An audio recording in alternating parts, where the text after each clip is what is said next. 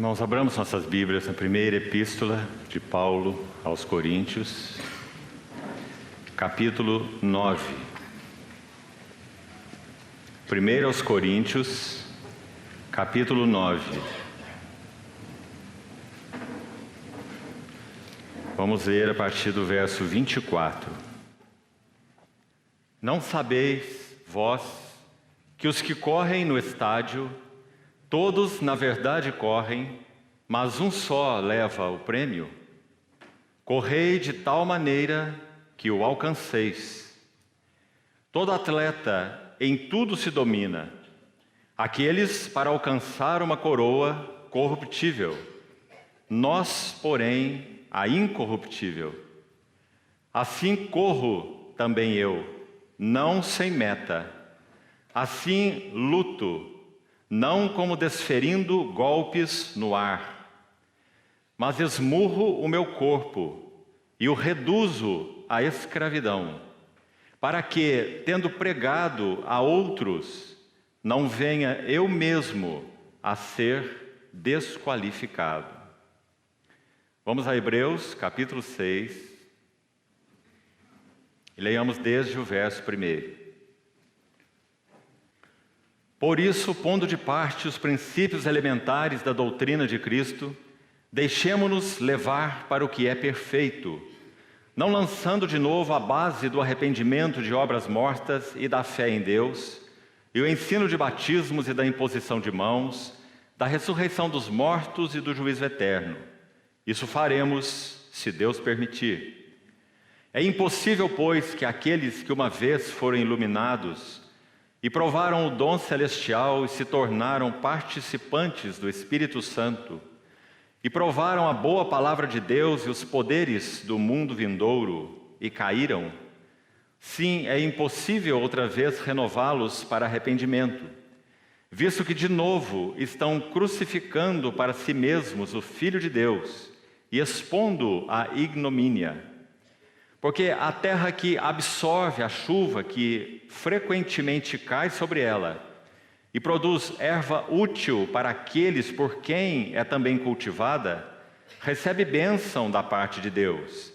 Mas se produz espinhos e abrolhos, é rejeitada, e perto está da maldição, e o seu fim é ser queimada. Quanto a vós outros, todavia, ó amados, estamos persuadidos das coisas que são melhores e pertencentes à salvação, ainda que falamos desta maneira.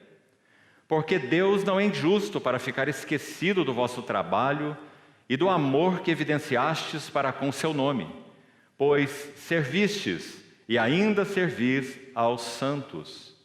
Desejamos, porém, continue cada um de vós, mostrando até ao fim a mesma diligência para a plena certeza da esperança, para que não vos torneis indolentes, mas imitadores daqueles que, pela fé e pela longanimidade, herdam as promessas. Vamos orar. Senhor, colocamos com reverência, humildade e dependência a Tua palavra lida nas Tuas próprias mãos. Quanto carecemos da iluminação do Teu bendito Espírito Santo. Concede-nos, Senhor, a devida luz, a devida prudência, a devida compreensão das passagens que lemos. Aguardamos do Senhor mesmo que nos ensine. Sabemos que jamais podemos ensinar uns aos outros no sentido de conhecer o Senhor, mas que cada um de nós seríamos ensinados pelo Senhor mesmo. Por isso, nessa confiança, apresentamos ao Senhor esse tempo de comunhão com a Tua palavra aberta, apresentamos nossas vidas e apresentamos esse ambiente no qual estamos. Guarda, Senhor, tudo isto e usa esse tempo para o louvor da glória da Tua graça. Em nome do Senhor Jesus, oramos. Amém. Queridos irmãos, antes de entrarmos nos dois textos que lemos, nós ainda precisamos de algumas notas preliminares. A primeira delas, vamos à Epístola de Paulo aos Tessalonicenses, como notas preliminares aos textos que lemos. 2 aos Tessalonicenses, capítulo 1, e leiamos os versos 10 a 12. 2 aos Tessalonicenses, capítulo 1, verso 10. A carga dessa epístola é falar sobre a vinda do Senhor Jesus e o seu impacto no mundo. Enquanto 1 aos Tessalonicenses tem como carga a vinda do Senhor Jesus, o mesmo tema, mas o seu impacto para a igreja. Aí está a diferença entre as duas cartas e o foco delas. Se você ler com cuidado 1 aos Tessalonicenses, muito interessante, você vai observar que cada capítulo, 1, 2, 3, 4 e 5, de 1 aos Tessalonicenses, cada um deles termina com uma referência à vinda do Senhor Jesus. Muito interessante. Então você vai ver ali 5 aspectos da vinda do Senhor Jesus e seu impacto para a igreja. 1 aos Tessalonicenses. 2 aos Tessalonicenses, nós temos 3 capítulos. A carta que está diante de nós. E nós veremos o mesmo tema, a vinda do Senhor Jesus, mas com uma diferença grande, o seu impacto para o mundo.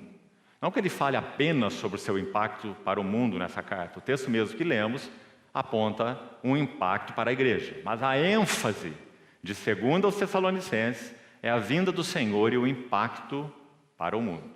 Então, para a igreja, na primeira carta, para o mundo, na segunda carta. Então vamos ler esses versículos de 10 a 12.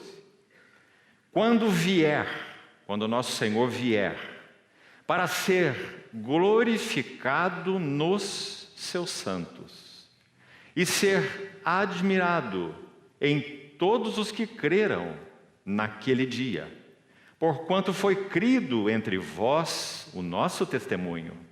Por isso também não cessamos de orar por vós, para que, vamos prestar muita atenção, para que o nosso Deus vos torne dignos, idôneos, compatíveis, adequados à sua vocação ou ao seu chamamento. Então há uma adequação necessária para esse grande dia vindouro. E por causa dessa adequação é que Paulo orava. E mais que orava, não cessava de orar. Como já lemos no verso 11. Esse grande guerreiro da oração, além de outras áreas, o apóstolo Paulo. Para que Deus vos torne dignos da sua vocação e cumpra com poder todo propósito de bondade e obra de fé. Aqui ele está falando de, vamos parar um pouquinho e chamar a atenção, caráter cristão.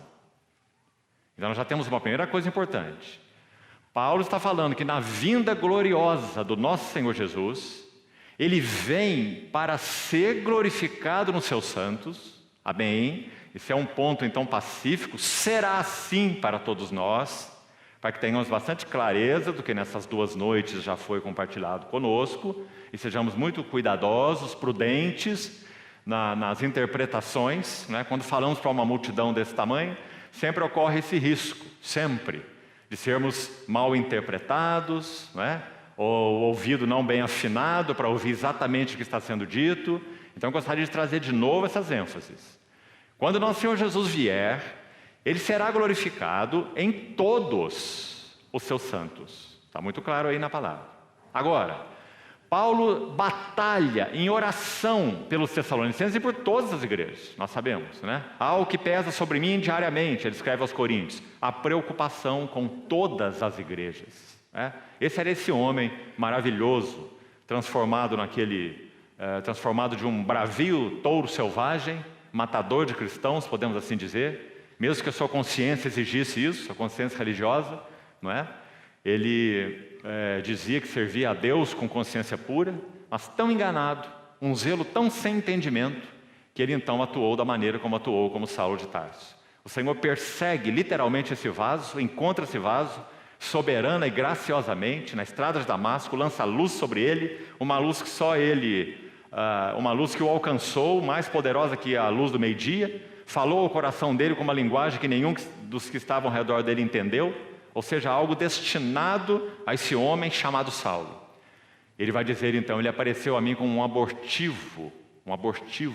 Por isso eu nem mesmo sou digno de ser chamado apóstolo, pois eu persegui a igreja de Deus. Pois é esse mesmo homem que o nosso Senhor Jesus tornou, sem dúvida, o mais espiritual sobre a face da terra.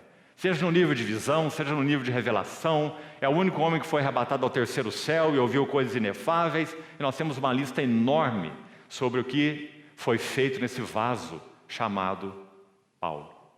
Então ele diz, eu não cesso de orar por vós. Ele não podia fazer nada diferente, porque era um homem consumido pelo chamamento celestial. Então, qual era a sua oração? Para que o nosso Deus vos torne dignos. Você vê, irmão, como temos falado nas outras noites, são palavras irrefutáveis, que fazem com que nós não possamos fazer assim. Sou salvo, sou justificado.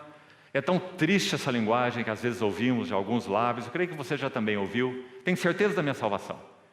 Estou garantido, eu creio no Senhor. Sei da experiência que eu tive com o Senhor. E seguem no seu extravio.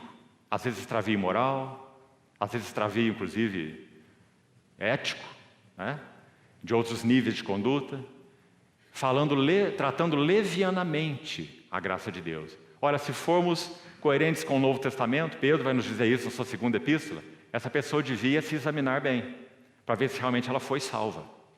Porque aqueles que foram salvos, não permanecem no pecado.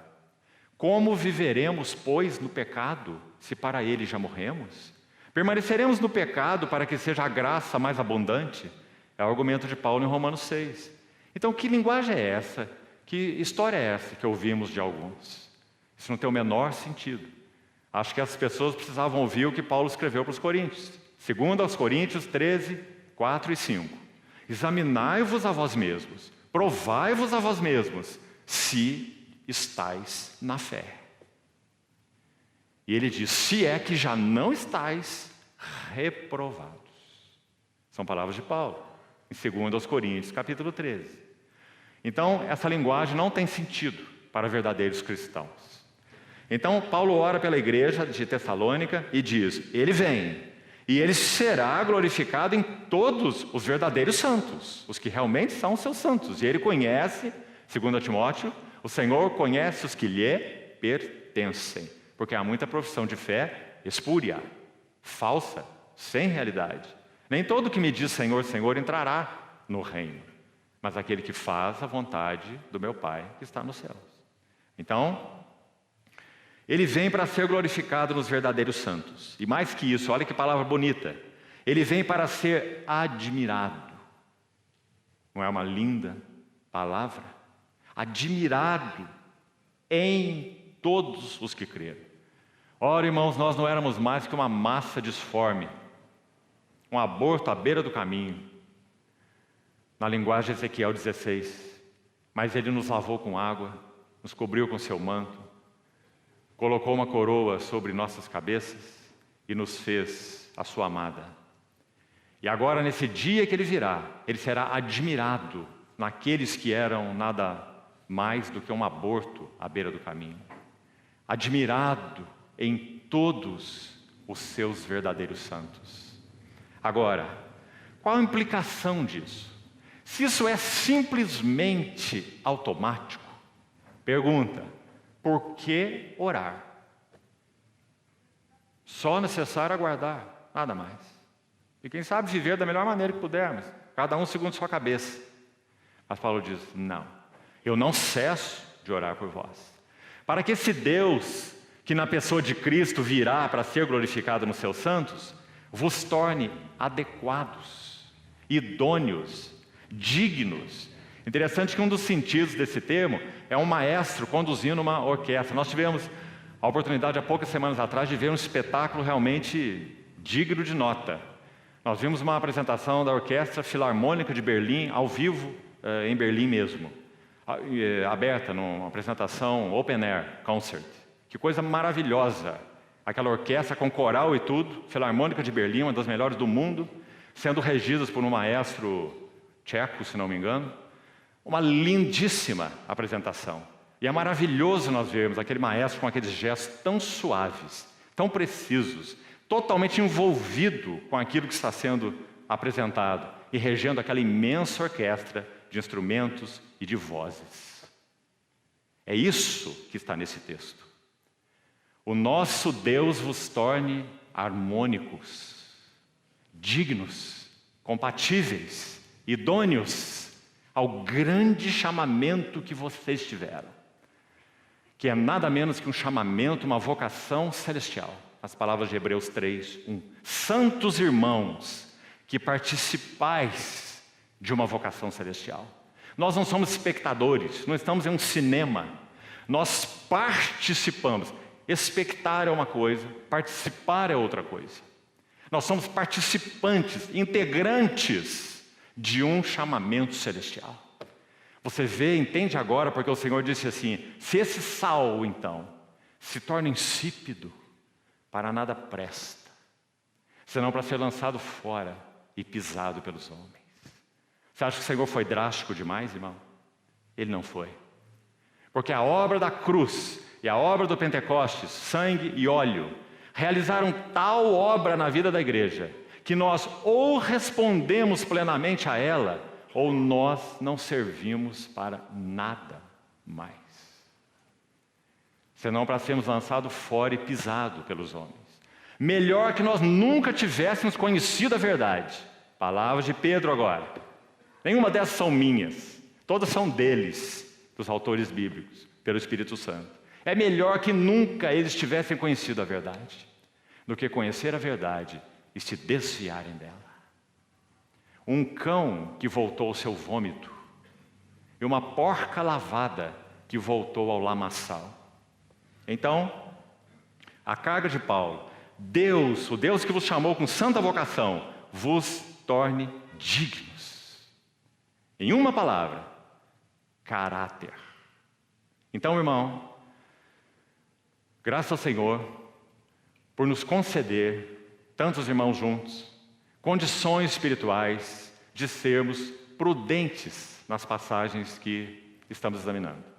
Não estamos aqui para dogmatizar nada, muito menos para fazer novas doutrinas e pregar novidades, mas também queremos ser criteriosos com a palavra de Deus, porque há muitas interpretações de Hebreus capítulo 6, o texto onde vamos chegar, se você for consultar com diligência os comentaristas. Calvino vai dizer uma coisa, John Nelson Darby vai dizer outra coisa, Andrew Murray vai dizer outra coisa, George Lang vai dizer outra coisa, grandes eruditos, grandes comentaristas, servos do Senhor, muito iluminados pelo Senhor. Então é claro que nós temos que ter cuidado. Quem somos nós diante desses homens citados e da luz que receberam? Mas nós precisamos estar abertos ao que a Bíblia tem a nos dizer, e prudentes, e cuidadosos, porque chega desses dogmatismos sem sentido, e a maioria deles sem base bíblica mesmo, que tem sido feita hoje, nos nossos dias, no cristianismo. Chega dessas coisas, né? E também de apresentação de novidades. Então não é isso que nós queremos, não é isso que faremos, porque isso é falta de temor do Senhor, inclusive. Mas deixemos a Bíblia falar conosco. E possamos dar liberdade ao Espírito Santo para nos ajudar. Não significa que nós iremos necessariamente deixar uma convicção, passar para outra convicção, também nada disso. Apenas permitamos, de uma maneira muito simples, que o Espírito Santo dê testemunho aos nossos corações, daquilo que Ele quiser dar, nessa última noite que nós teremos juntos dentro da carga que temos tido para essa conferência. Então, seguindo. Paulo está dizendo que ora para que os cristãos chamados, santos, vocacionados, eles tenham caráter. O que isso quer dizer? Ele está orando para que esses santos tenham caráter, para que o Senhor Jesus seja glorificado neles e seja admirado neles. Então, não apenas nesse texto, mas em vários outros, nós temos uma implicação que nós temos que levar em conta. E eu vou colocar muito claro numa frase para os irmãos ponderarem Não estou, quero repetir isso, jogando isso no colo dos irmãos, não. Pondere. Para mim, é muitíssimo evidente, para mim, que a palavra de Deus ensina assim: a transformação do caráter cristão agora, na jornada, não depois da jornada, não depois da morte, agora. O nível de transformação do caráter cristão agora determinará, ou terá uma relação direta com a glória que nós experimentaremos.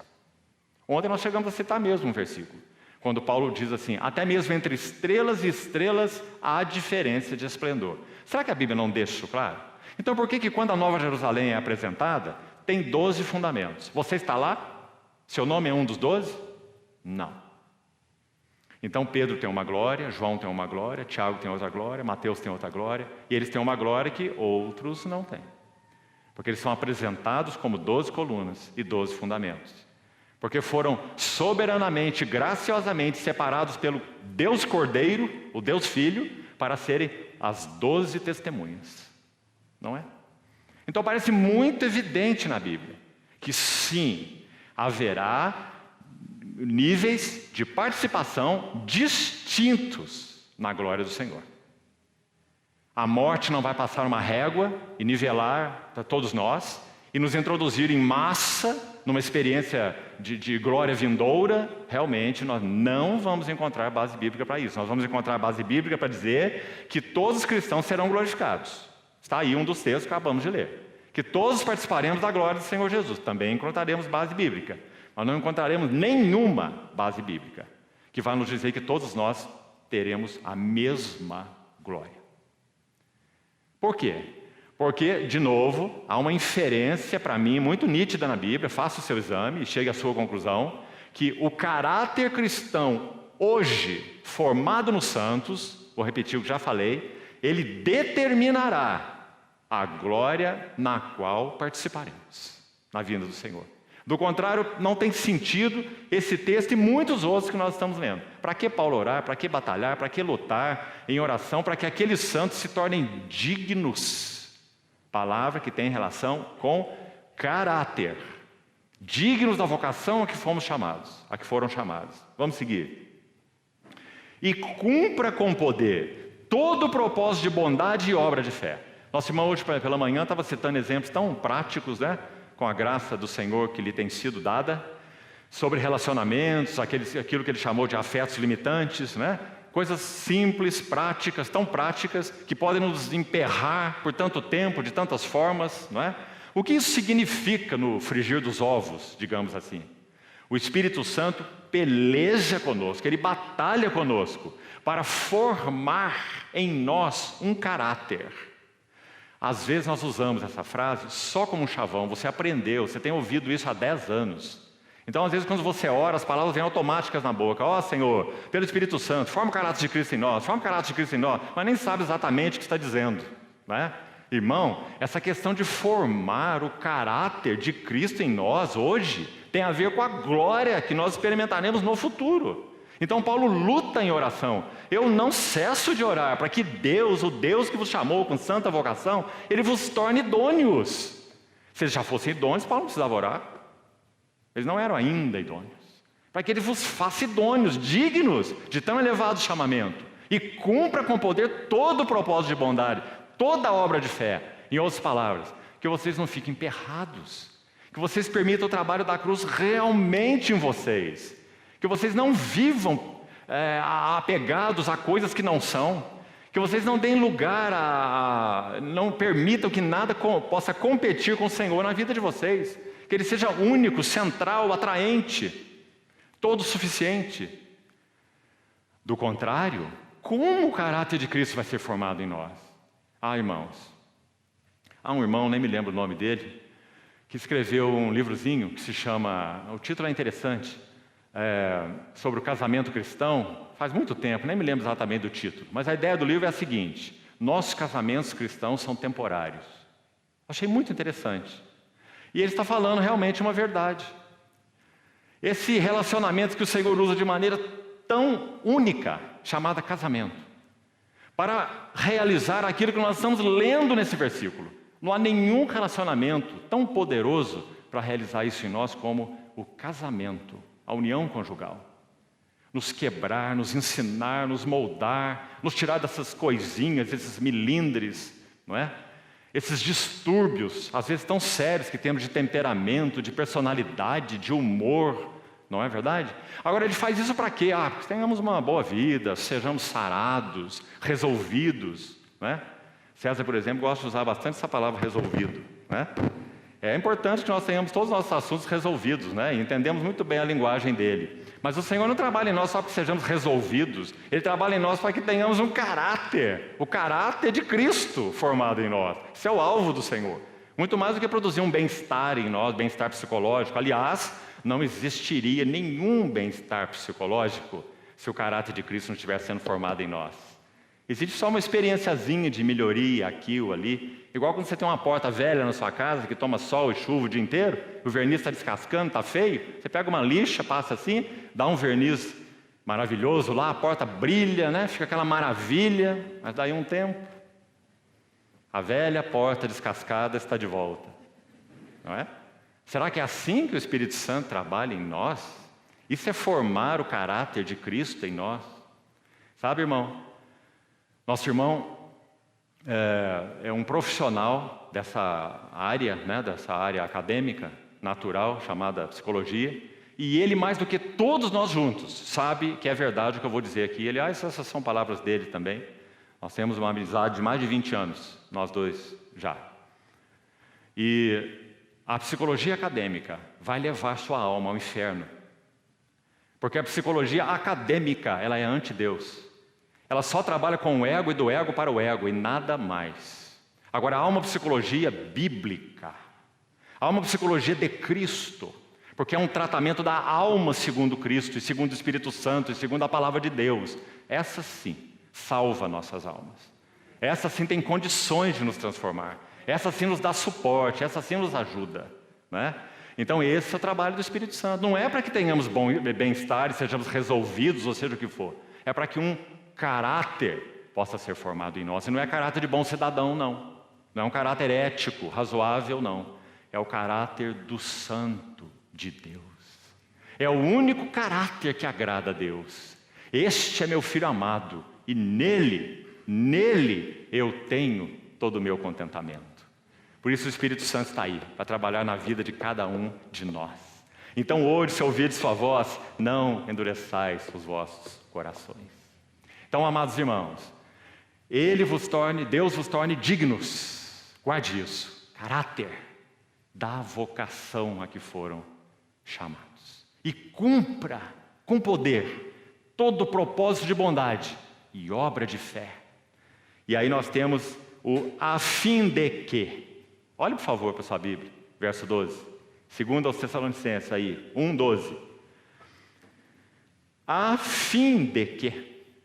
Então, se o Espírito Santo está encontrando lugar para trabalhar em nossas vidas, e esse Deus que nos chamou com santa vocação está encontrando caminho em nós para nos tornar dignos, idôneos da sua vocação, então o verso 12 será verdade.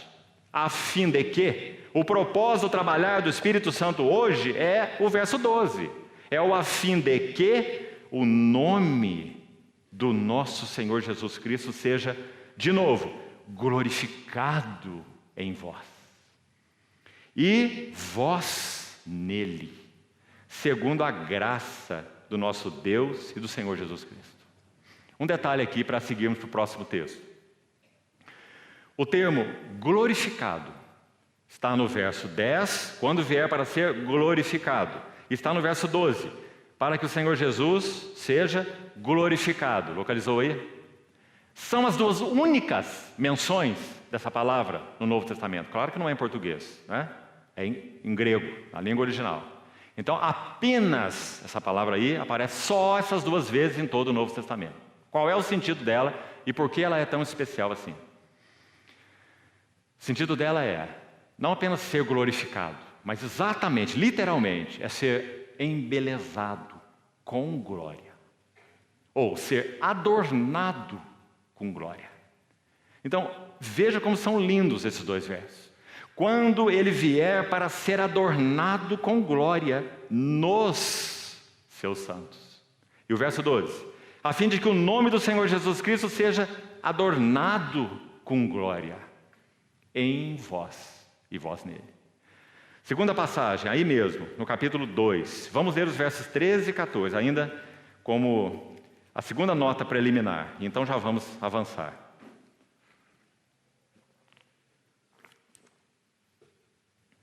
Segundo aos Tessalonicenses 2, 13. Preste atenção.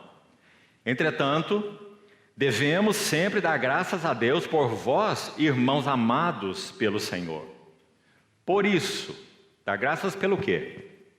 Por isso, que Deus vos escolheu desde o princípio para a salvação, pela santificação do Espírito e fé na verdade. Olha quanta coisa preciosa. Escolheu para a salvação, escolheu para a santificação do Espírito, para a fé na verdade, mas tem mais. Então a salvação, a santificação do Espírito e a fé na verdade tem um alvo, ou são um meio, coloquemos assim. De quê? Para o que também vos chamou mediante o Evangelho. De novo você tem um para, né? Para o que vos chamou mediante o nosso Evangelho. E finalmente, esse para aqui então está mostrando o propósito final, último, né? Para alcançar a glória de nosso Senhor Jesus Cristo. Não é outro texto maravilhoso? Que o Espírito Santo escreva em nosso coração. Que cada manhã, irmão, antes de você colocar o teu pé no chão, da cama no chão, o Espírito Santo possa te lembrar, para alcançar a glória do nosso Senhor Jesus Cristo. E aí Coríntios 10:31 vai dizer assim: então tudo o que fizerdes, seja em palavra, seja em ação, fazei-o em nome do Senhor Jesus Cristo e fazei-o para a glória de Deus. Porque esse é o propósito elevado do nosso chamamento. Então, dentro do texto de 2 Tessalonicenses que acabamos de ler agora, alcançar a glória do Senhor, eu quero repetir, apenas para efeitos de deixar muito claro o que foi tema de ontem. Ontem tivemos que ter um final muito rápido, né? Embora o tempo foi longo, o final teve que ser rápido. E nós falamos sobre o que seria essa herança. Você lembra que lemos na reunião anterior, Colossenses 3, 23 e 24, quando Paulo diz assim, que os servos devem servir aos seus senhores, não apenas debaixo da vista deles, né? Mas servi-los como ao Senhor. A Cristo, o Senhor, é quem está servindo. Aí ele vai dizer, certos de quê? Do Senhor recebereis a recompensa da herança. Então, de muitas maneiras, a Bíblia fala dessa herança que nós temos a herdar, ou a receber. Então, a primeira coisa que temos que ligar com essa herança vindoura, ou com essa glória, se você quiser chamar essa herança de glória, está muito bem. Segundo o meu entendimento, é isso mesmo. Já explicamos. É o caráter de Cristo que é formado em nós hoje, que redundará no nível de glória que nós teremos quando participarmos da glória do Senhor Jesus Cristo. Então, herança, glória. Então Paulo era um homem que lutava por essa herança. E quando ele estava para partir, ele escreveu o que escreveu em 2 Timóteo 4. Eu estou certo, convicto, que eu combati o bom combate. Que quanto a mim, eu completei a carreira. Que quanto a mim, eu guardei a fé. E que também quanto a mim, eu sei que a coroa da justiça me está reservada. Ele não usa uma expressão simples quando ele se refere à coroa. Ele está falando da recompensa. Ele está falando do galardão. Nós vamos ver que o significado dessa palavra coroa, deixa eu me adiantar para você. A palavra coroa, a palavra grega é Stephanos, coroa.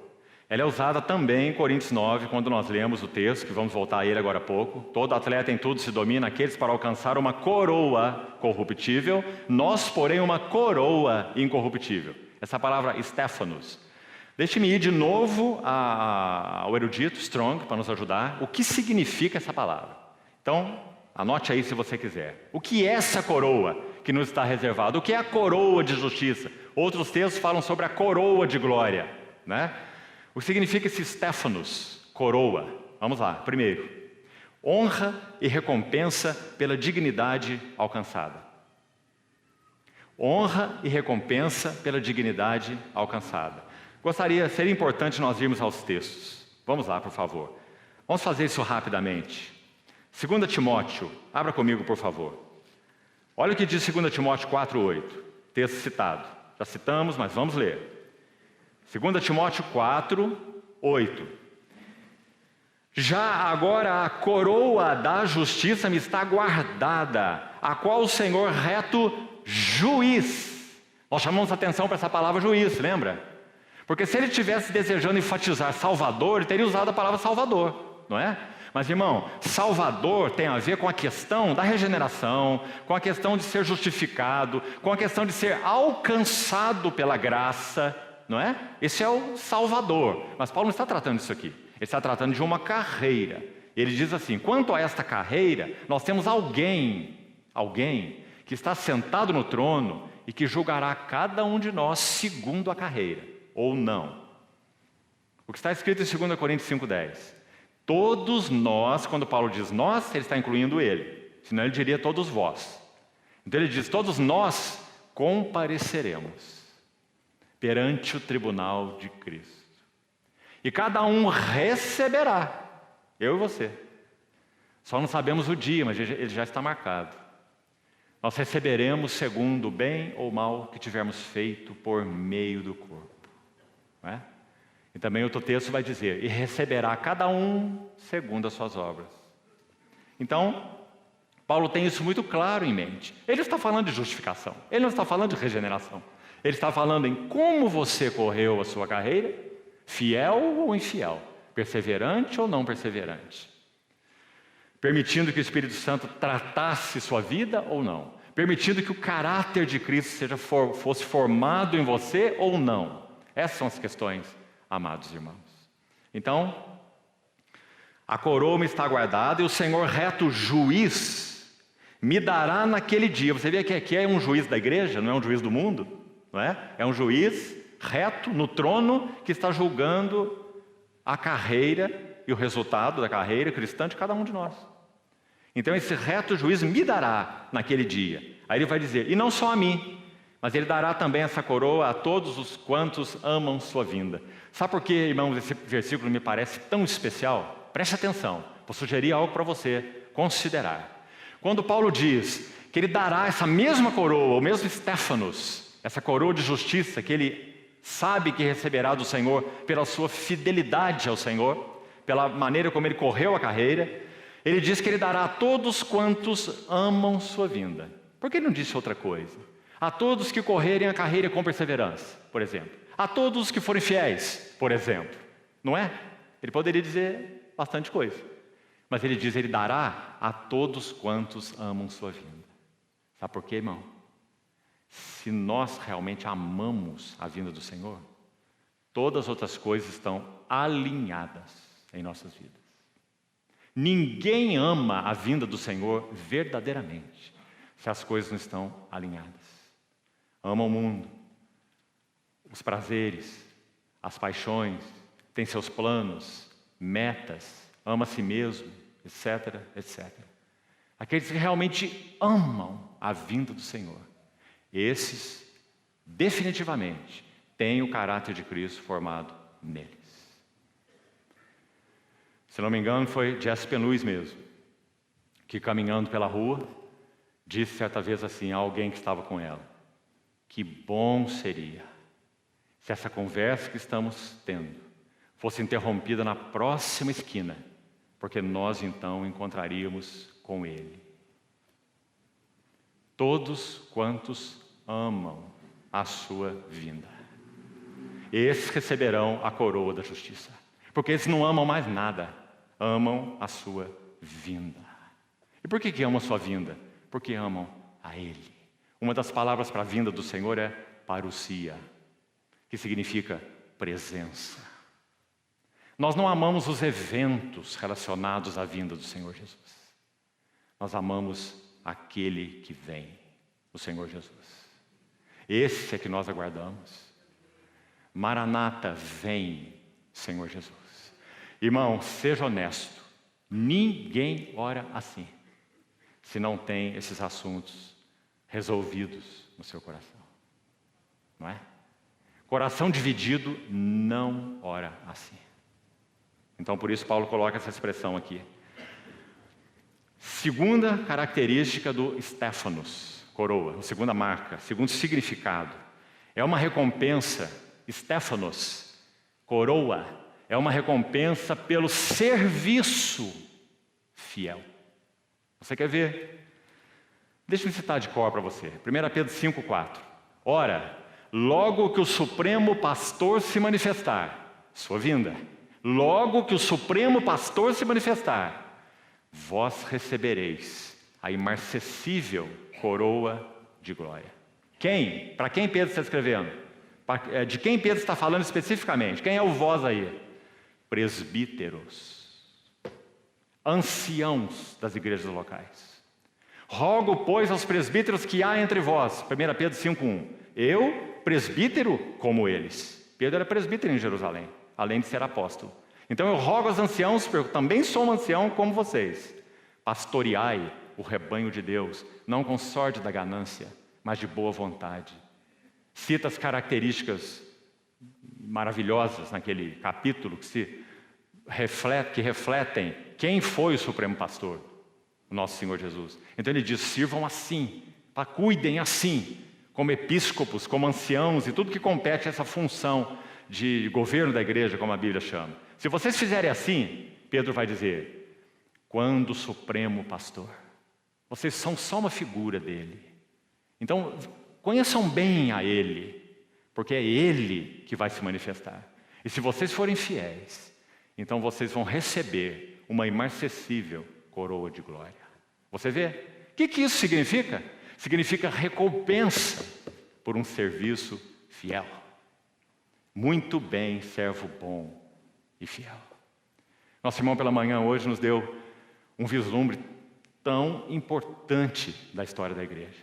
Eu aconselharia você, irmão, a tomar essas mensagens e ouvir de novo. Cada item. Porque nós estamos deitados neste berço. Você ouviu o que foi dito sobre John Nelson Darby? Um dos maiores mestres da história da igreja foi John Nelson Darby. No entanto, você viu o que aconteceu? Como nós temos necessidade de guardar o nosso coração a cada passo. De tudo aquilo que foi mencionado pela manhã. Porque é nossa história, é a história da igreja. Cada um de nós pode entrar no mesmo erro. Começaram no espírito e terminaram na carne. Começaram como bons cuidadores e terminaram como dominadores. Começaram como servos e terminaram como tiranos. Vós recebereis uma imarcessível coroa de glória, recompensa pelo serviço fiel. Mais uma característica de Stéphanos, ou de coroa. Tiago 1,12. Perseverança na provação. Olha o que Tiago diz, olha que importante. Tiago 1,12. Bem-aventurado o homem que suporta com perseverança a provação, porque depois de ter sido aprovado, receberá a coroa da vida. Stéphanos, de novo. Sempre aí, em todos esses textos, a mesma palavra. A coroa da vida, a qual o Senhor prometeu, mais uma vez, aos que o amam. Está vendo, irmão? Porque se nós amamos a Ele, então está tudo certo. Mas se esse relacionamento for afetado, está tudo errado. Então, perseverança. Perseverança é a palavra-chave. Se quisermos buscar uma palavra-chave para Hebreus, é perseverança. Aqueles que pela fé e perseverança, longanimidade, constância, herdam as promessas. Então, se perseverarmos, Paulo escreve a Timóteo, com ele reinaremos. Aqui eu quero colocar o versículo de modo negativo, tá? Mas eu não vou me estender sobre ele não, porque quero me manter prudente e quero estar longe de qualquer dogmatismo. Mas essa é a palavra de Paulo para Timóteo, 2 Timóteo 2. Ele diz, se formos infiéis, ele permanece fiel, porque ele não pode negar a si mesmo. Se perseverarmos, com ele reinaremos. Então vou fazer uma pergunta para você agora. E se não perseverarmos? Com Ele não reinaremos? E se com Ele não reinarmos? Por isso eu disse para você que há muitas perguntas e temos que tomar cuidado com os dogmatismos. E se nós não reinarmos, mas somos santos verdadeiros, onde nós estaremos? Cuidado com as respostas. Muitos têm muitas respostas e eu não vou te dar nenhuma resposta. Mas o fato é, se perseverarmos, com Ele reinaremos. Mas se não perseverarmos, certamente com Ele não reinaremos. Claro, né? O reverso tem que ser verdade. E a última menção foi citada hoje pela manhã, Apocalipse 3:11. Conserva o que tens, para que ninguém tome a tua coroa. Então aí está mais uma relação, mais um verso que nos traz luz sobre essa questão da coroa, Stéphanos. É guardarmos o que temos recebido. Ora, queridos irmãos, será que realmente temos guardado o que temos recebido? Paulo viu diferença interessante entre os cristãos amados de Tessalônica. Já lemos alguns versículos aí de Tessalônica. Na primeira carta ele diz assim que o testemunho de Tessalônica foi tão forte, tão impactante, que ele usa uma expressão que na língua original fala de um tambor sendo soado. É retumbância. Quando você soa um tambor, né? Soa os tambores e se escuta aí, às vezes a quilômetros de distância. Então Paulo diz, o vosso testemunho, Tessalônica, repercutiu. Está vendo essa palavra? Repercutiu. Fala do soar dos tambores. A igreja de Tessalônica foi bem estabelecida, amava o Senhor, e o testemunho repercutiu pela região. Agora ele vai dizer assim, os de Bereia eram mais nobres do que os de Tessalônica. Imagina como eram os de Bereia. Porque é dito porque eles conferiam, examinavam as Escrituras todos os dias, para ver se as coisas eram de fato assim. Você vê que maravilha, irmão? Isso é o que o Senhor tem designado para nós hoje. Mas nós temos amado tanta coisa mais do que as Escrituras, não é, irmão? Tanta perda de tempo, tanta bobagem, tanto lazer que não acaba nunca, tanta distração, tanta televisão, tanto celular, tanta... que o Senhor tenha misericórdia de nós. Os de Bereia. Querido irmão, se o Senhor levantar no nosso país alguns poucos que possam compor espiritualmente o que a Bíblia chama de Bereia, irmão, nós não temos ideia do que o Senhor é capaz de fazer no nosso país. Com bereanos que estão aos seus pés, não são dogmáticos, ferozes, cheios de bravatas, mas homens que amam o Senhor, amam sua palavra e já decidiram no seu coração. Nada se colocará no meu coração ao lado do Senhor e da sua palavra. Nada. Esses são os bereanos. Então, conserva o que tens, para que ninguém tome tua coroa. Então você está vendo várias menções desse termo Stéphanos, coroa. E você vê que tem a ver com honra, recompensa, dignidade, está tudo aí, já citei para você. O que mais? Perseverança, uma recompensa por serviço fiel. Então é sempre algo a ser alcançado. Pelo ímpio? Não. Pelo santo. Por isso somos exortados, né? Vamos seguir. Agora vamos entrar no texto que lemos, 1 aos Coríntios 9. Foi o primeiro texto que lemos e depois vamos a Hebreus 6. Confiamos que o Senhor nos dará, ainda que um vislumbre desses dois textos. O texto de 1 aos Coríntios 9, já explicamos parte dele, porque ele menciona a Stéphanos, que acabamos de falar. Ele diz, vamos voltar lá, Coríntios 9, 24, 1 Coríntios 9, 24. Não sabeis vós, vamos ler de novo, que os que correm no estádio, olha que bonito. Paulo está vendo aqui a carreira cristã como sendo uma corrida.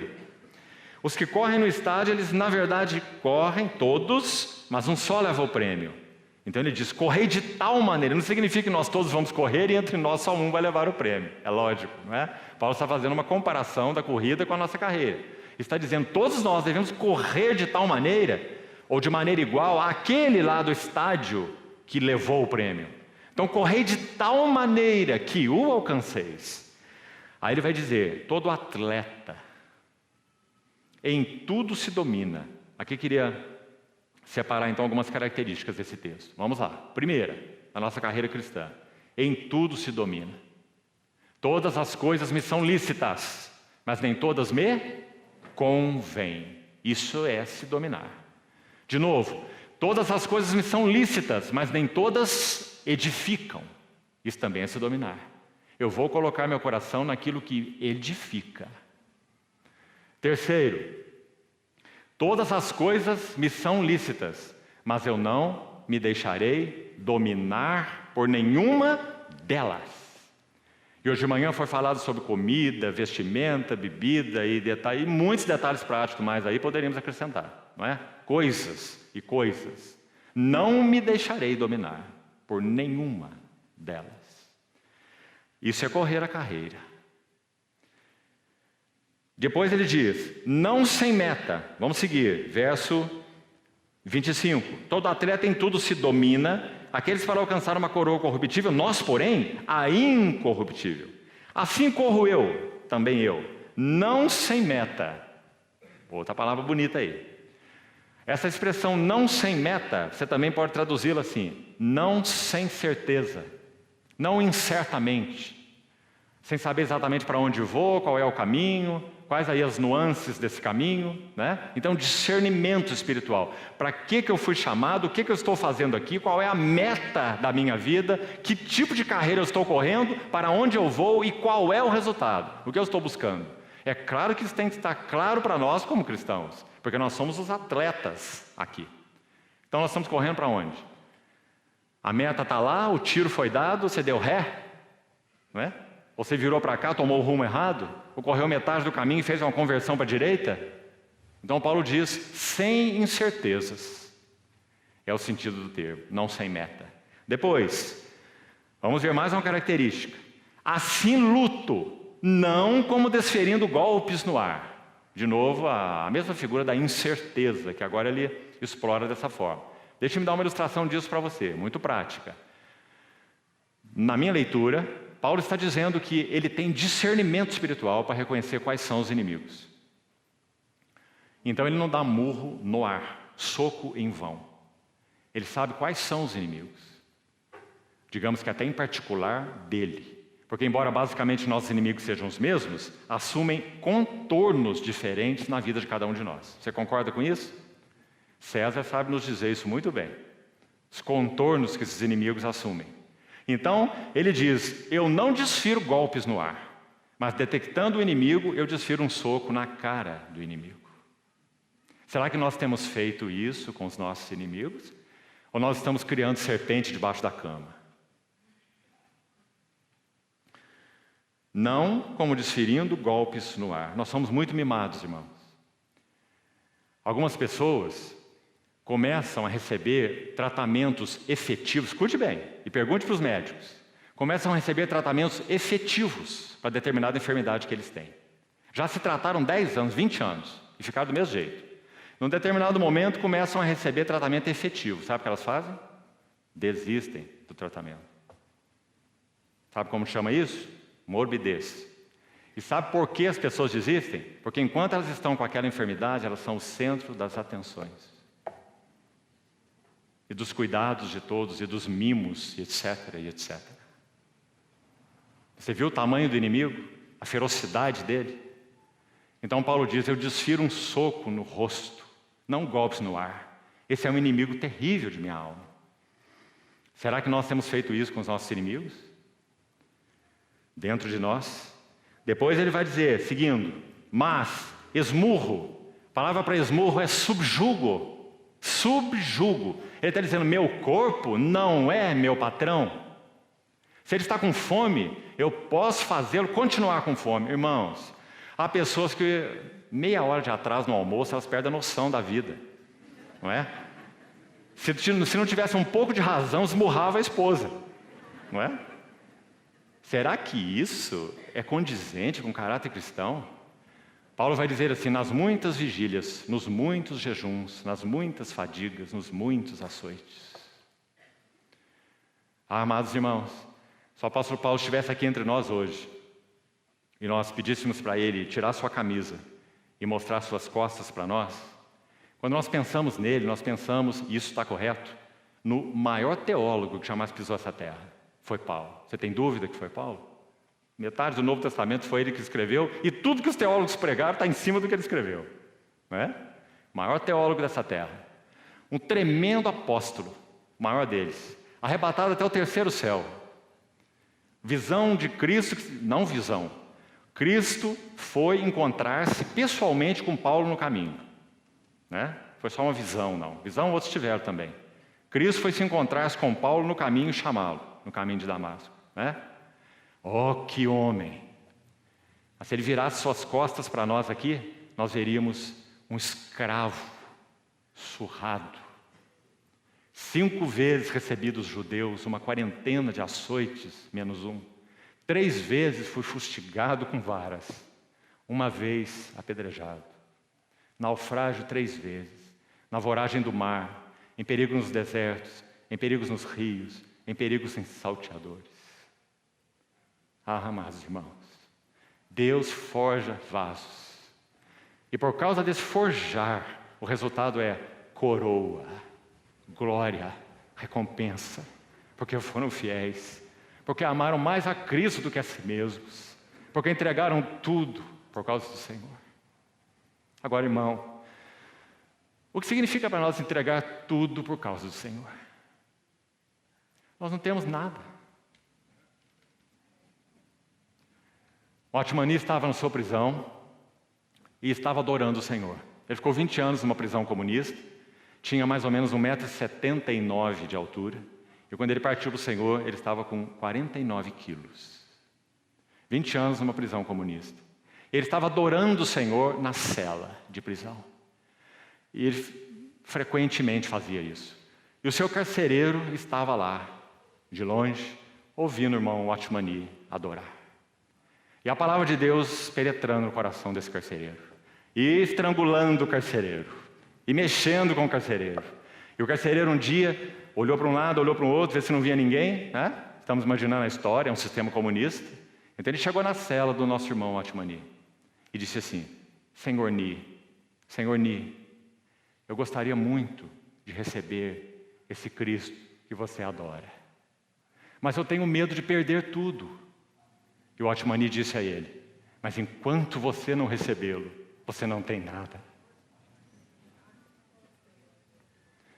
Então, o que significa trocar as coisas por Cristo? O que nós temos? O que nós vamos trocar? Nós só temos bugigangas, irmãos. Ele é o nosso tesouro. Ele é a nossa preciosidade. Gastar nossa vida por Ele não é nada. Não é nada, porque Ele é tudo. Quando Maria toma aquele vasozinho de alabastro, se você conhece a tradição, as virgens guardavam aquele frasco para o dia das suas bodas. Maria tinha o seu, como todas as virgens tinham. Então Maria toma um vaso de alabastro e guarda nele um nardo que, segundo Marcos 14, é preciosíssimo. A expressão que Marcos usa. Não só precioso, preciosíssimo. E Maria guardou o seu frascozinho com muito cuidado, porque era para o dia do encontro dela com o seu amado, seu noivo, seu marido, seu futuro marido.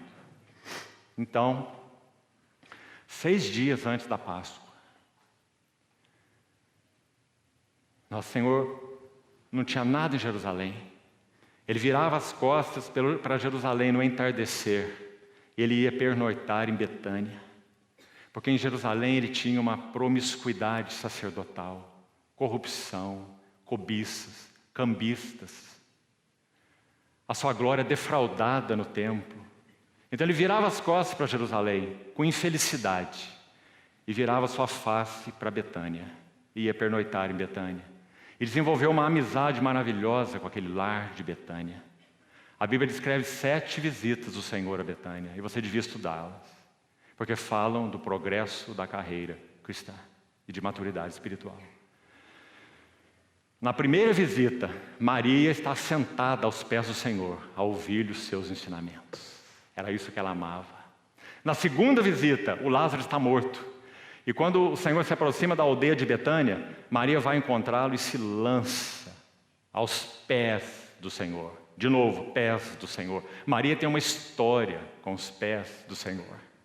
Quando nós chegamos na terceira visita, que está narrada em João 12, lá está o Senhor naquela ceia, 6 dias só antes da cruz, antes da Páscoa. Preparam para ele uma ceia. Inclusive o Lázaro ressuscitado está sentado na mesa. Sabe o que acontece? Muito provavelmente, certamente, assim ensina a história e a tradição, aquelas mesas não tinham cadeiras, eram mesas de meia altura, as pessoas se sentavam, apoiavam o cotovelo na mesa e dobravam as pernas para o lado. Eles se debruçavam na mesinha baixa. Assim eles tomavam refeição, tinham comunhão. Então, provavelmente, imaginamos assim, Maria tenha chegado por trás do nosso Senhor. Ele estava debruçado na mesa da ceia, preparada para ele. E é dito que Maria quebra o vaso de alabastro. E ela então derrama o nardo precioso.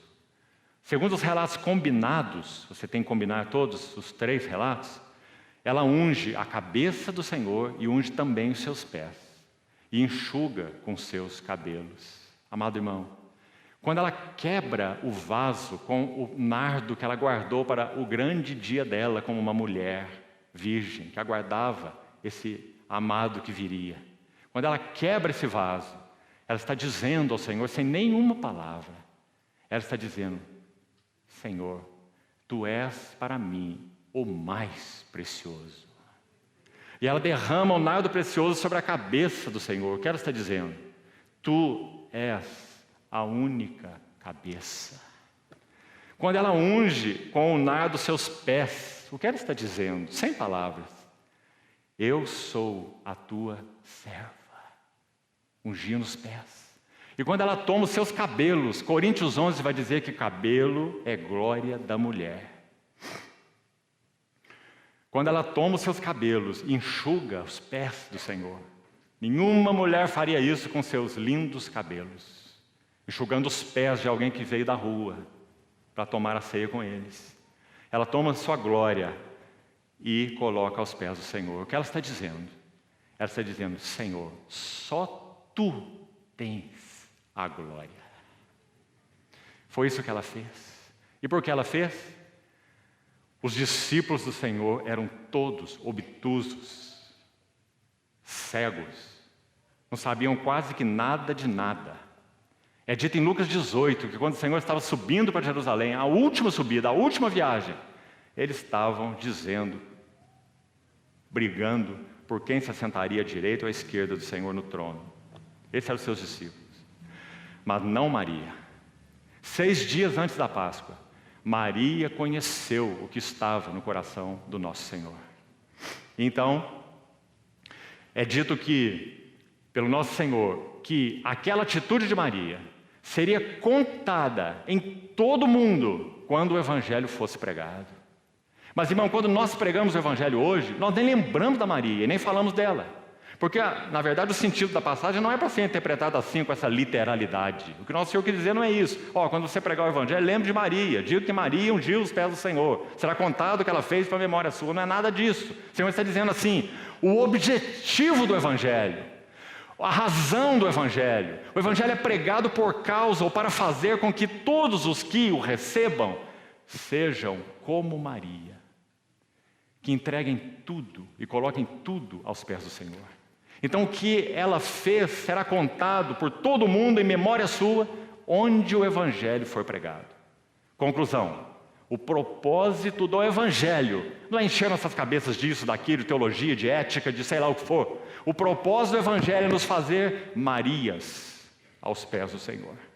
Se o Evangelho não cumpre isso em nós, o que nós temos, irmão? Nós só temos teologia, quem sabe, instrução, ética, sei lá o que mais. Amados irmãos, que o Senhor nos ensine, nos ajude a correr a carreira com devoção. A única coisa que nos manterá de pé na vinda do Senhor Jesus é devoção. Porque a teologia de muitos foi por água abaixo quando veio a perseguição. Mas a devoção nunca vai por água abaixo. A devoção nos sustém no nosso relacionamento com o Senhor. Nosso irmão nos lembrava hoje pela manhã dos irmãos morávios e o movimento que iniciou com o conde Zinzendorf. Você ouviu com atenção? Me permita, brevemente, já vou entrar em Hebreus, te contar uma história desse tempo, além das que nosso irmão mencionou. Havia um jovem que se apresentou para Zinzendorf para pregar o evangelho na Groenlândia, para os esquimós, como foi citado pela manhã essa passagem aí. E esse jovem disse assim para Zinzendorf: o Senhor me tem dado carga de pregar o evangelho na Groenlândia, para os esquimós. Então Zinzendorf disse: você sabe qual é a nossa conduta, você vai partir daqui sem um centavo. E você vai trabalhar para cuidar do seu sustento e depender do Senhor. Ele disse: sim, eu sei. Te peço apenas que você me dê um par de sapatos, os meus estão furados. E Zinzendorf disse: amanhã, às 7 da manhã, eu estarei na tua casa com sapatos novos. Quando Zinzendorf chegou às 7 da manhã, havia apenas um bilhete. E o bilhete desse jovem dizia assim: eu parti sem os meus sapatos. Não pude aguardar uma hora mais que os esquimós estivessem morrendo sem Cristo. Parti sem os meus sapatos. Devoção. Devoção. Paixão. Amor. Para obter os resultados dos seus sofrimentos. Amados irmãos, por que nós somos tão pobres espiritualmente? Por quê? Porque somos uma geração tão pobre, tão fraca. Que o Senhor tenha misericórdia de nós. Que Ele recupere os nossos corações, recupere a devoção, recupere a gana, a ânsia de seguirmos após Ele. Vamos para o livro de Hebreus, capítulo 6. Vamos buscar um pouco de ajuda nesse texto também. Hebreus, capítulo 6. Aliás, nós precisamos de uma palavrinha em Coríntios 9, para partirmos para Hebreus 6, me perdoe. Diz assim, último versículo de Hebreus 9, 27, e vamos para Hebreus 6. Esmurro meu corpo, o reduzo à escravidão, para que, tendo pregado a outros, não venha eu mesmo a ser desqualificado. Então agora eu queria que você notasse essa palavra desqualificado aí. Então agora podemos ir para Hebreus. E nós vamos descobrir, eu disse para os irmãos que talvez isso provocasse um bom impacto, já de início nos nossos corações. Nós vamos descobrir que no verso 8 de Hebreus 6, abra por favor, Hebreus 6, 8, diz assim, se essa terra regada por Deus, que recebe os cuidados de Deus, se ela produz espinhos, se ela produz abrolhos, ela é rejeitada. Não está aí a palavra? Sabe qual é a palavra na língua original? Desqualificado. É a mesma palavra que Paulo usou em Coríntios 9, 27. Sabe por que isso nos ajuda muito? Porque alguns intérpretes vão usar esse texto e dizer assim, esse texto na verdade é simples, é muito simples. Há cristãos verdadeiros e há profissão cristã falsa. Então esse texto está tratando dos que têm profissão de fé verdadeira e dos que têm profissão de fé falsa. Então aqueles que têm profissão de fé falsa, eles caminham por um tempo, então apostar, se põem à margem do caminho, né? E eles nunca foram cristãos verdadeiros. Então, eles estão perto da maldição, seu fim é ser queimado e tudo mais que o texto diz. Uma interpretação muito simples, né? Mas não parece nada verdadeira e nem embasada pela Bíblia no seu todo, nem pelo texto em si e nem pela Bíblia. E você vai ver por quê. Então nós vamos começar por aqui. Quando o autor de Hebreus, pelo Espírito Santo, fala que essa terra que é cuidada de tantas formas pelo Senhor, ela produz espinhos, ela produz abrolhos, então ela é desqualificada, ela é rejeitada. E Paulo, aí não vamos ter dúvida nenhuma, porque Paulo é um verdadeiro cristão, concorda, irmão? Verdadeiro mesmo, verdadeiro crente, né? Então ele diz que ele também temia ser rejeitado, ou desqualificado, porque é isso que a palavra significa. Então aí vem a pergunta, Qual era o temor de Paulo com relação à desqualificação? Desqualificado em que sentido? Desqualificado para o quê? Essas são as perguntas que ficam. Então, interpretando o texto, nós vamos ser ajudados. Então, vamos seguir com ele, por favor. Vamos ao início agora, de Hebreus 6. Primeiro, vamos ver, a partir do verso 4, nós vamos ler. Os versos 1 a 3 falam sobre o chamado para a maturidade. Muito claro, né? Deixemos-nos levar para o que é maduro, adulto, perfeito. Vós sois tardios em ouvir, diz lá no capítulo 5, verso 11. Por isso, no verso 12, diz que eles eram crianças, porque eram inexperientes na palavra da justiça. Você conhece bem o texto, né? Então, a exortação que vai de 5:11, e esse texto do capítulo 6, ele está incluído dentro da terceira exortação. Colocaram aí o quadro, né? Olha lá. 5:11 a 6:20, está vendo lá no começo? O pano de fundo é Canaã e os seus frutos. O pecado envolvido é a apostasia. O privilégio envolvido é a maturidade. E colocamos aí um verso para nos ajudar, um verso-chave talvez, né? Que seria: não lançando de novo a base do arrependimento de obra morta. Não lançando de novo, né? Então é um chamado para maturidade. Poderíamos ter colocado ali também: deixemos-nos levar para o que é perfeito, né?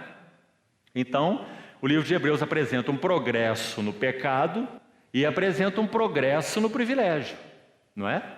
Então, você compreendeu, né? Se negligenciamos, perdemos o privilégio de uma tão grande salvação. Se damos lugar à incredulidade, cuidado, jamais aconteça haver em qualquer de vós um perverso coração de incredulidade. Se damos lugar a ele, nós não podemos responder à vocação celestial, né? Somos endurecidos pelo engano do pecado. Está lá. Se damos lugar à apostasia, nos pomos à margem do caminho, nós não vamos seguir para a maturidade. Se nós voltamos ao pecado voluntário, se viverdes deliberadamente em pecado, depois de teres recebido o conhecimento da verdade, Hebreus 10, 26. Se nós voltamos a pecado voluntário, como podemos viver no Santíssimo? Que é o privilégio envolvido, vida no Santíssimo. É um ou outro, né? E se nós finalmente caímos na indiferença de Esaú, não haja em vós nenhum impuro ou profano como foi Esaú, já explicamos isso, que por um repasto vendeu o seu direito de primogenitura. Então, se nós somos indiferentes, como nós vamos herdar o que nos foi prometido no reino vindouro? Não vamos herdar, né? Então, esse é o peso do livro de Hebreus. Sabe, irmãos, por isso que o livro de Hebreus é difícil. É um livro muito difícil, não tem a menor dúvida. Porque ele contém os maiores privilégios e as maiores responsabilidades de todos os livros do Novo Testamento. Esse é o maior. Os mais altos privilégios. E por isso mesmo, as mais altas responsabilidades. Agora o que nós vamos fazer? Vamos brincar com isso? Achar que nós estamos aí chamados, sei lá para o quê? Para nos deleitarmos, uma boa vida cristã, nos alegrarmos uns com os outros, o cafezinho junto, as reuniões. Tudo que o Senhor faz, irmão, ao nos chamar, ao nos colocar juntos como igreja, é um propósito de edificar em nós um caráter, porque o reino vindouro está aí, às portas, o rei que virá. E nós queremos herdar tudo o que pudermos herdar, no que concerne então a glória desse reino, a dignidade desse reino, a expressão desse reino. Compreende, irmão? Então isso sim nós podemos afirmar, porque há muita base bíblica para isso. Nós somos muito tolinhos quando nós achamos que seja a nossa morte física, se o Senhor não voltar, ou seja a volta do Senhor em si, vai como que passar uma régua assim, igualar a todos nós. Não, agora esquece o passado, agora é uma nova etapa, tudo novo. Nós entramos juntos na mesma massa de glória.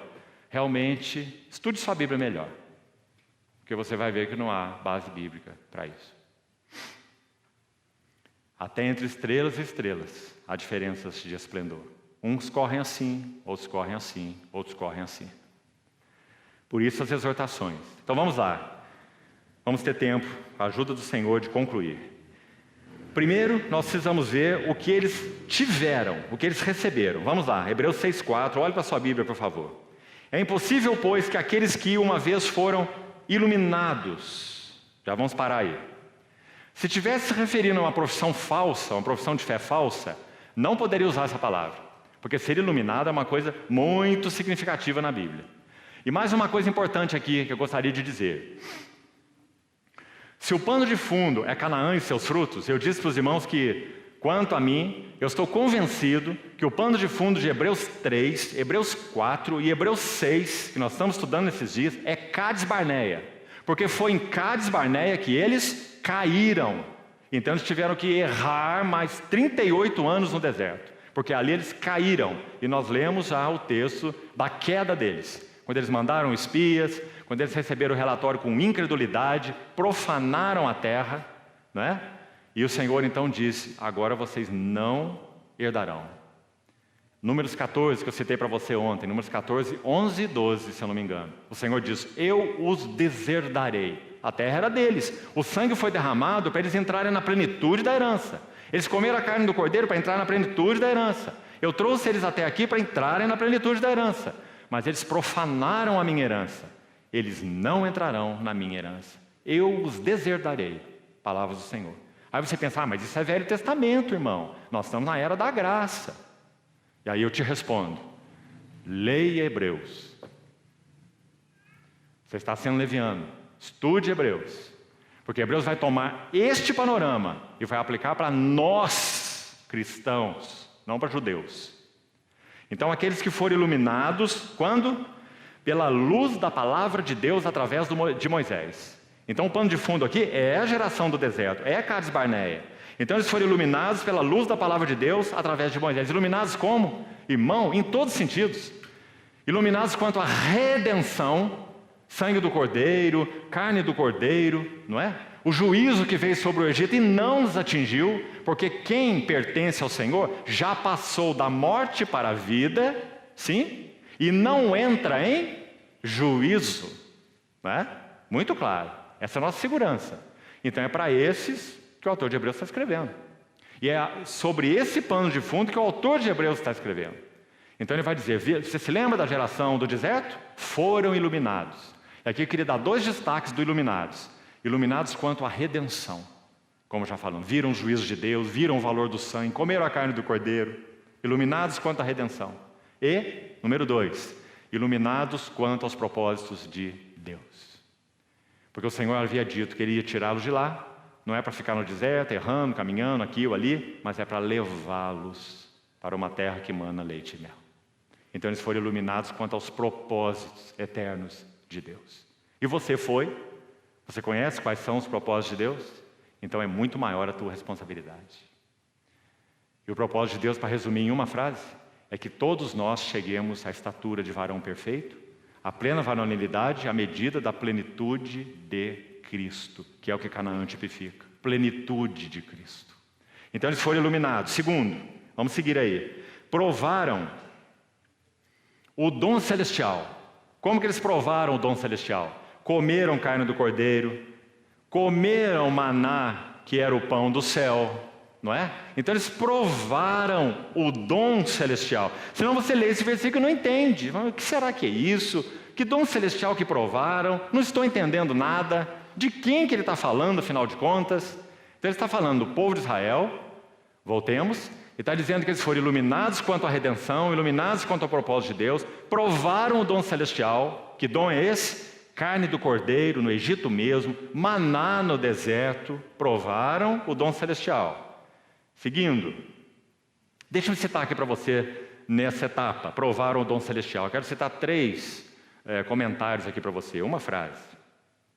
Um erudito chamado Alford, interpretando esse texto, provaram o dom celestial. Olha o que ele vai dizer: conscientemente e pessoalmente participaram de algo, que aqui chama de dom celestial. Então não é algo fortuito, mas conscientemente e pessoalmente participaram de algo, quer dizer, comeram, participaram do dom celestial, provaram o dom celestial. Um léxico grego chamado léxico de Grimm, o autor, ele diz que o sentido desse termo provaram o dom celestial aí, provaram significa sentir, provar, só para confirmar isso, que é uma prova real, é um saborear. Aliás, é uma das palavras que ele coloca. Saborear, experimentar. Então não foi algo externo e objetivo, não. Foi algo subjetivo. Importante compreender isso, porque ele vai aplicar para nós cristãos. Como que dizendo, e você? Você não foi iluminado quanto à redenção? E quanto aos propósitos de Deus, você não tem provado o dom celestial? Você não tem comido o verdadeiro maná? Você não tem saboreado Cristo? Não? Compreende a analogia que ele está fazendo? Vamos seguir. Westcott, o grande erudito Westcott. Olha o que ele diz sobre essa palavra.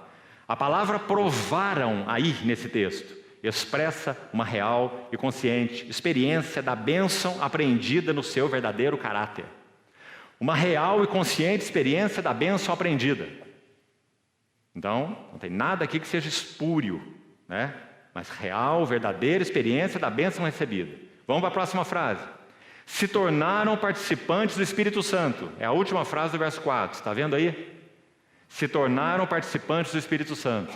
Coríntios 10, que foi lido hoje na introdução, é dito que quando eles jornadeavam pelos desertos, eles beberam de uma pedra espiritual que os seguia. E essa pedra era Cristo. Em que sentido eles se tornaram participantes do Espírito Santo? Irmão, é extremamente frequente para explorar a figura, né? Na Bíblia, a comparação do Espírito Santo a esse rio que flui, a esse fluir de águas. Nosso Senhor mesmo fez isso. Quem crer em mim, do seu interior fluirão rios de água viva. Então aquela água que fluiu da rocha no deserto da qual eles beberam, é uma figura clara e evidente mesmo do Espírito Santo. Não significa que eles se tornaram habitação do Espírito Santo, não, porque não houve habitação do Espírito Santo antes da nova aliança em ninguém. Então, quando é dito que aquela água fluiu da rocha, é uma figura da participação deles no Espírito Santo.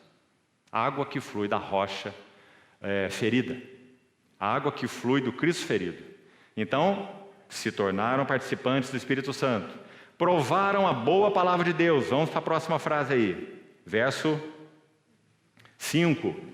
Provaram a boa palavra de Deus. Será que não?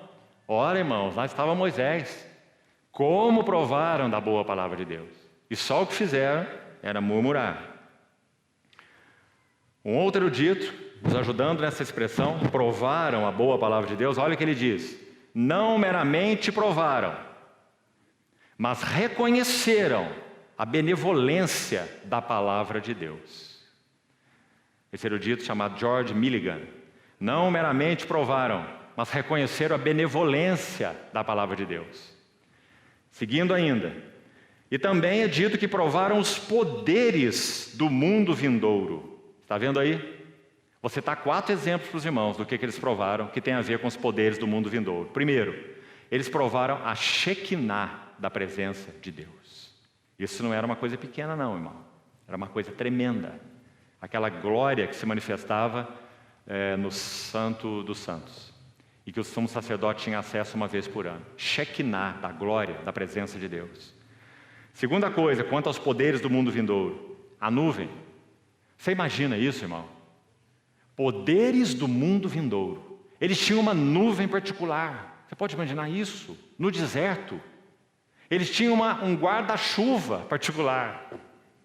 E o guarda-chuva seguia o povo, ao contrário, o povo seguia o guarda-chuva, né? E quando o guarda-chuva parava, o povo parava. O guarda-chuva descia e o povo acampava. A guarda-chuva subia, o povo desarmava as tendas e o guarda-chuva andava. Eles iam debaixo do guarda-chuva, né? Até porque se não fosse, morreriam no deserto, fustigados pelo calor, não é? Então isso é provar os poderes do mundo vindouro. Qual povo já teve um guarda-chuva como esse? Então, mais uma expressão do que eles provaram. Mais uma figura, não é só o guarda-chuva, não, de dia. É que o guarda-chuva de noite virava uma coluna de fogo. Porque se não virasse, morria todo mundo também, no frio do deserto. Então o guarda-chuva de dia virava uma coluna de noite, e uma coluna de fogo, para manter os animais peçonhentos longe e para acender a lareira para o povo dormir quentinho. Provaram os poderes do mundo vindouro. Não provaram? E nós? Não temos provado, irmão? E mais um exemplo desse provaram. As roupas. Já pensou? Nós fazemos aí um guarda-roupa, aliás, maior do que devia, né? Eles não tinham um guarda-roupa. Ficava complicado desarmar guarda-roupa no deserto, né? Eles tinham uma roupa que não envelhecia nos seus corpos. E tinham calçados que não desgastavam. Provaram os poderes do mundo vindouro. E agora chegamos na palavrinha do verso 6. e caíram. Caíram em Cades Barneia, quando eles profanaram a terra. Quando aqueles 10 dos 12 espias voltaram com aquele relatório: é terra de gigantes, vão nos comer vivos, vão nos devorar. Enquanto Moisés havia dito: é terra boa que o Senhor vos dá. Compreende, irmão? Isso é caíram. A palavra aqui, parapipto, significa desviar-se. Caíram. Significa afastar-se. Significa cair para o lado. Significa vaguear ou perambular. Então é dito que eles provaram tudo isso que nós já falamos e perambularam, vaguearam, desviaram para o lado. E mantenha na sua mente o pano de fundo de Cades Barneia, para que você entenda em que sentido nós estamos sendo exortados. Nós estamos sendo exortados, vou dar um pulo lá para o capítulo 10, verso 32, se não me engano, ou 35, que o autor de Hebreus diz assim: não abandoneis, portanto, a vossa confiança, ela tem grande galardão. É nesse sentido que eles caíram, e que nós somos exortados a não cair.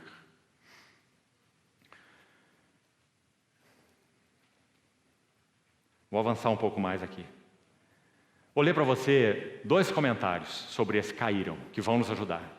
Como eu disse para você, nós temos muitos bons comentários sobre Hebreus, de grandes eruditos, não só eruditos. Erudito tem vários, né? Mas tem eruditos que literalmente não servem para nada. É bom tomar o seu grosso volume e pôr no lixo, literalmente. Mas graças ao Senhor nós temos realmente homens que tiveram visão, entendimento da palavra de Deus, vários, e que podem nos ajudar. Eruditos modernistas, eruditos liberais, realmente não servem para nada, eles são uma peste no meio da igreja, eles são hereges, eles são anticristos no seio da igreja. Todos eles, teólogos neoliberais, modernistas, essa coisa que graça por aí, né? Mas vamos ouvir Andrew Murray, o que ele diz sobre esse texto. Então, preste atenção. Visto que eles crucificam para si mesmos o Filho de Deus e o expõem à vergonha pública, é impossível renová-los para arrependimento. Ele está fazendo assim uma tradução livre desse texto, segundo sua interpretação e seu entendimento. Então vou repetir. Visto que eles, esses que caíram, que é citado aqui, eles crucificam para si mesmos o Filho de Deus e o expõem à vergonha pública, é impossível renová-los para arrependimento. Aí, agora, essa é uma citação literal dele, agora um pequeno comentário dele também. Isto por causa deles. É impossível renová-los para arrependimento por causa deles. Pois alguns podem se colocar em uma condição de dureza empedernida. Aí o próximo comentário que eu vou ler, preste atenção, vai explicar melhor para nós o que seria essa condição de dureza empedernida. Então vou repetir o que eu já li aqui de Andrew Murray. Esse é impossível renová-los é por causa deles, porque alguns, esse alguns só Deus conhece quem são, nós não temos nenhum veredito para dar sobre eles, né? Alguns podem se colocar em uma condição de dureza empedernida, eles estão realmente endurecidos, impossível renová-los outra vez para arrependimento. Agora, um outro irmão, erudito, sem dúvida, estudioso, com visão espiritual, George Lang, ele escreve assim: ninguém está além da possibilidade de arrependimento enquanto viver. Escutou com atenção? Ninguém está além da possibilidade de arrependimento enquanto viver. Mas existem alguns cuja condição inalterável em apostasia, alguns cuja condição inalterável em apostasia é conhecida por Deus durante o tempo de vida deles, embora não seja conhecida por nós. Vamos ser mais claros. Nós certamente temos conhecido irmãos que apostataram.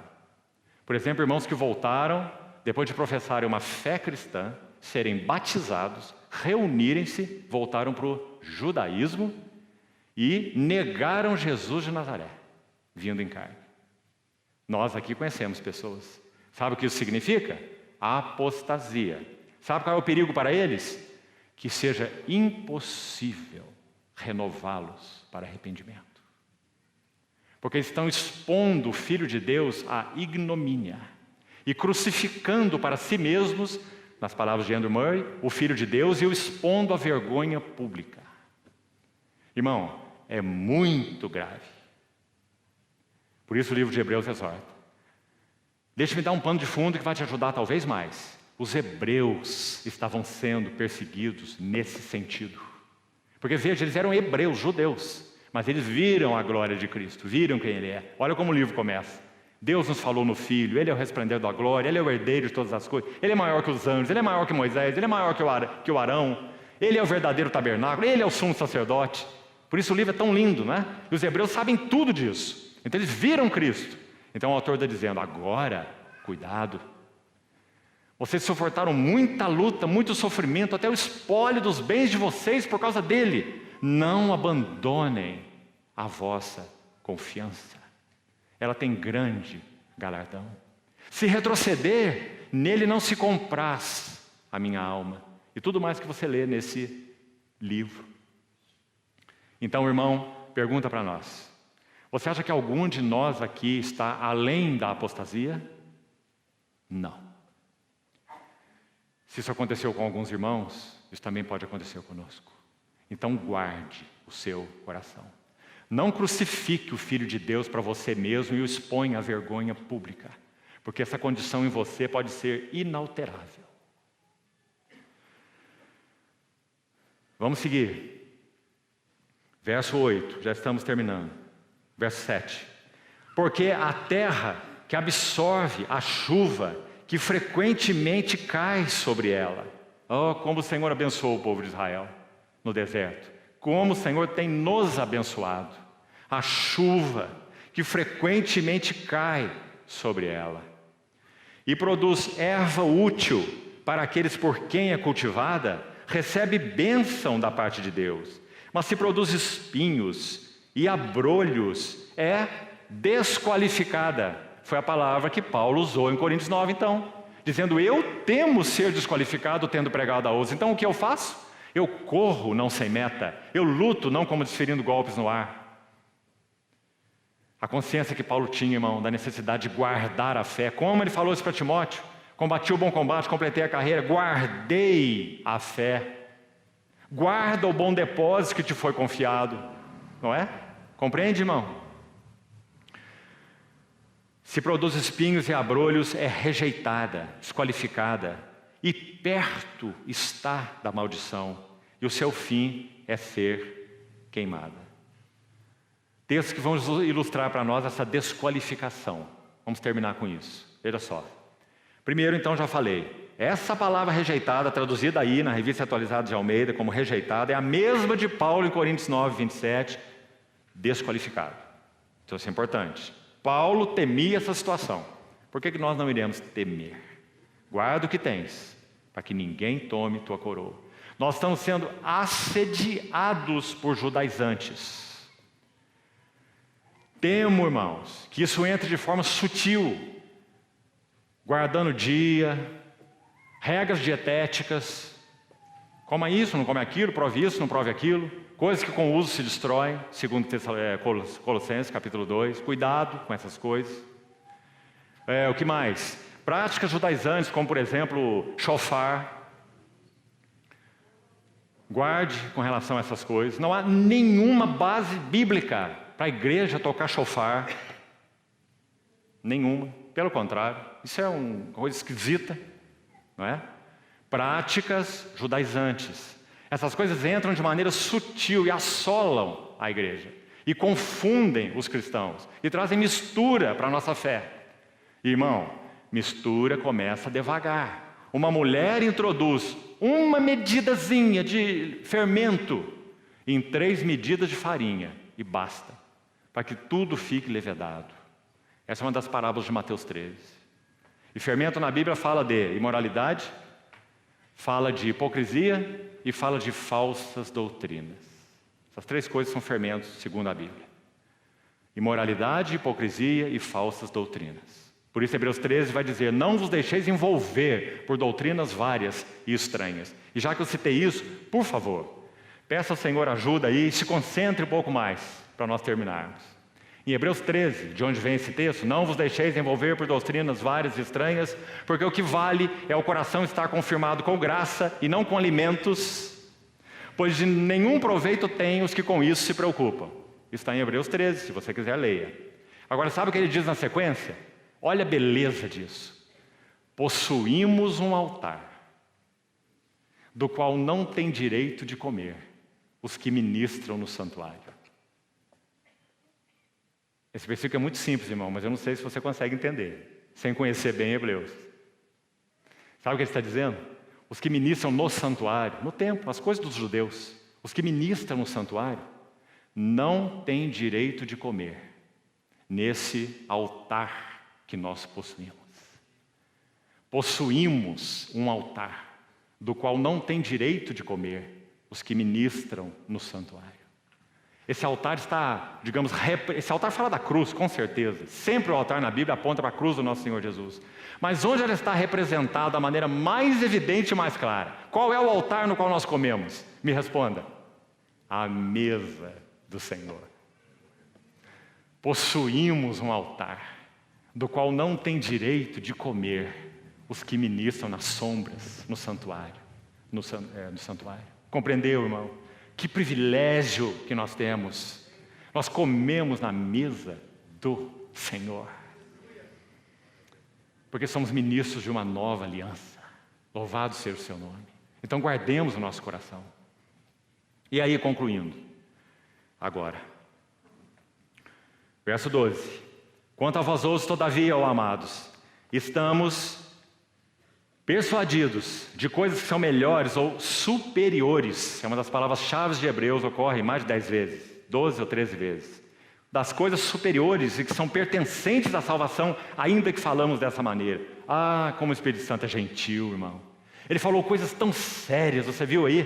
Tão sérias, tão penetrantes, tão contundentes, não é? E agora ele vai trazer um bálsamo de confiança.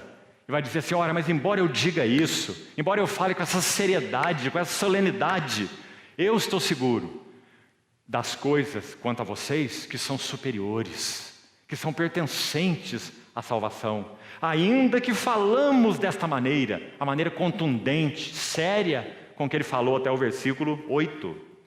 Porque Deus não é injusto para ficar esquecido do vosso trabalho. Está vendo a exortação para perseverar? Se vocês sofreram, sofram mais. Vocês têm servido, sirvam mais. Estão trabalhando por Ele, trabalhem mais. Porque no Senhor o vosso trabalho não é vão.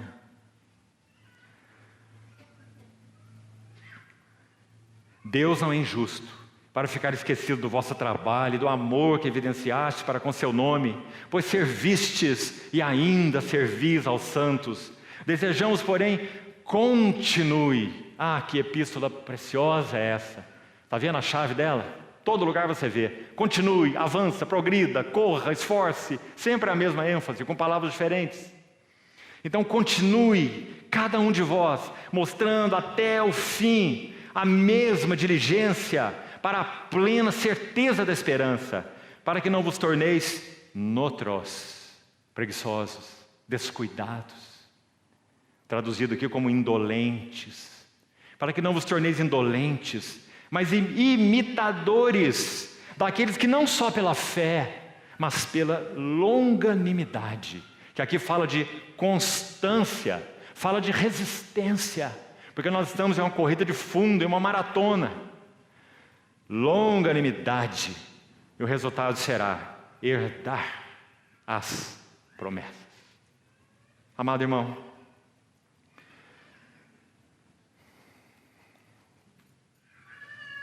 me comprometo com você, faltam 5 minutos para as 10, que essa é a última nota, e vamos terminar. Escute só, não precisa abrir sua Bíblia. Apocalipse 22, de 3 a 5. Vamos lá para o final do livro, e vamos fazer uma nota final. Vamos ver se nosso apetite é aguçado com o que nos aguarda. Apocalipse 22, versos 3 a 5. Vamos ler, vamos terminar. O Espírito Santo use isso, quem sabe de uma maneira especial, agora, nessa noite, dentro dos nossos corações. Escute, Apocalipse 22, verso 3. Nunca, jamais haverá qualquer maldição. Eu quero citar 7 coisas para os irmãos. E sabe como eu gostaria de chamá-la? Sétupla perfeição. Sétupla perfeição. É isso que nos aguarda. Qual é a sétupla perfeição? Número 1, nunca jamais haverá qualquer maldição. Sabe o que diz essa frase?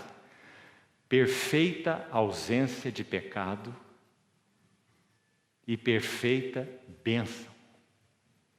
Irmão, pensar que nós viveremos diante dele em perfeita ausência de pecado é maravilhoso. Nós não entristeceremos mais aquele que nos amou e se entregou por nós. Nunca mais nós o entristeceremos, porque não haverá mais pecado. Nunca mais haverá qualquer maldição. Então, perfeita ausência de pecado e perfeita bênção. Segundo, vamos seguir aí. Nela estará o trono de Deus e do Cordeiro. Essa é a segunda perfeição. Vamos chamar de perfeito governo. Irmãos, como nós precisamos ser governados, encabeçados, todos nós. Nós estamos marchando para aquele dia, quando haverá perfeito governo. Por quê? Porque nela estará o trono de Deus e do Cordeiro. Perfeito governo. Terceiro, os seus servos o servirão. Perfeito serviço. Nosso serviço hoje ainda é limitado, imperfeito em muitos aspectos, por causa de nós. Quanta coisa há dentro de nós, quanto lixo ainda, não é? Quanto distúrbio, quanta coisa a ser tratada. Mas breve vem o dia em que entraremos num serviço perfeito. Você pode imaginar, irmão? Não pode, não é? É impossível imaginarmos. Às vezes sonhamos com alguma coisa assim. Quem sabe no sonho passa perto, não é? Perfeito serviço. Seus servos o servirão. Número 4. Contemplarão a sua face. Perfeita comunhão. Contemplarão sua face. Não é mais espelho. Coríntios diz, nós vemos obscuramente como por espelho. 1 Coríntios 13. Mas então nós veremos e conheceremos como também nós somos conhecidos. Plenamente. Então, perfeita comunhão. Contemplarão a sua face. E nas suas frontes estará escrito o nome, ou contemplarão a sua face, perdão.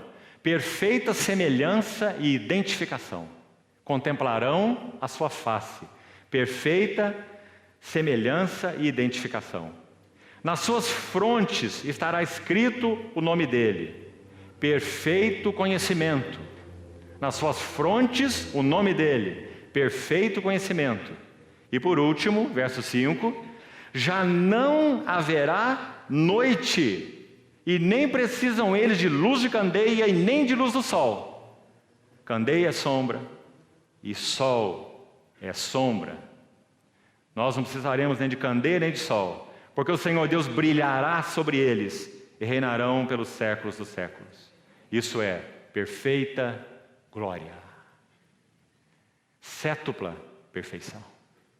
Amados irmãos, nós estamos marchando para essa realidade maravilhosa.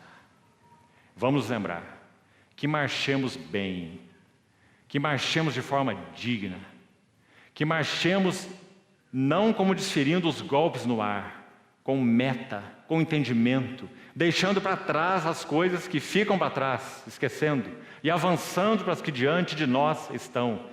Tratemos os assuntos que o Espírito Santo nos tem convencido hoje. Hoje é uma das palavras importantes de Hebreus, durante o tempo que se chama hoje. Hoje, se ouvirdes sua voz, não endureçais os vossos corações. Exortai-vos cada dia mutuamente durante o tempo que se chama hoje. Jesus Cristo é o mesmo ontem, hoje e o será para sempre. Você vê como essa palavra é importante em Hebreus? Porque esse hoje de Deus, sem dúvida, é, em primeiro lugar, o nosso Senhor Jesus. E nós somos convocados a agir hoje, principalmente em 3 áreas, que outros irmãos têm explorado já. Relacionamentos inadequados. Não espere, irmão, Corrija o relacionamento inadequado hoje. Seja no sentido de dar perdão, de receber perdão, de ir à tua esposa, de retomar uma palavra rude, áspera, grosseira que você falou, um maltrato, uma falta de posicionamento. Corrija hoje. Coração dividido, relacionamentos inadequados em primeiro lugar. Segundo, coração dividido. Corrija hoje. Peça ao Senhor que sua única paixão seja Ele e que tudo mais gire em torno disso. Hoje, não amanhã. Coração dividido. E terceiro, pecados habituais. Enfrente-os hoje na presença do Senhor. Pecados habituais. Não viva nessa ladainha de confessa e cai, confessa e cai, confessa e cai, confessa e cai de novo. Desfira um golpe certeiro com a ajuda do Senhor. Nos pecados habituais. Relacionamentos inadequados. Coração dividido. Pecados habituais. Nós precisamos tratar essas coisas hoje diante do Senhor.